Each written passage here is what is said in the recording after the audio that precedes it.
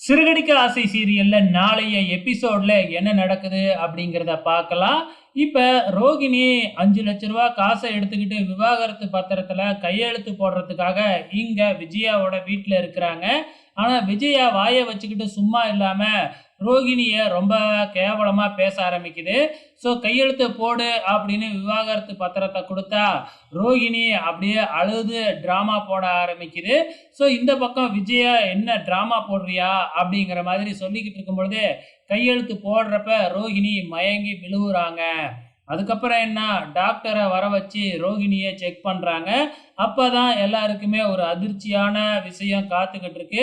அது என்ன அப்படின்னு பார்த்தீங்கன்னா, ரோகிணி கன்சீவ் ஆயிருக்கிறாங்க, கர்ப்பமா இருக்காங்க அப்படிங்கிற மாதிரி சொல்றாங்க. இப்ப ரோகிணி கர்ப்பமானதுனால மனோஜோட குழந்தை இப்ப ரோகிணியோட வயித்துல வளருது இல்லையா? இதுக்கப்புறம் என்ன நடக்கும்? ரோகிணிக்கும் மனோஜுக்கும் அவ்வளோ சீக்கிரம் டைவர்ஸ் நடக்கவே நடக்காது.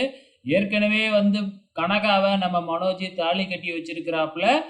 என்ன பிரச்சனையில மாட்ட போறாப்புல அப்படிங்கிறது நமக்கு நல்லாவே தெரியும். வெயிட் பண்ணி பார்க்கலாம்.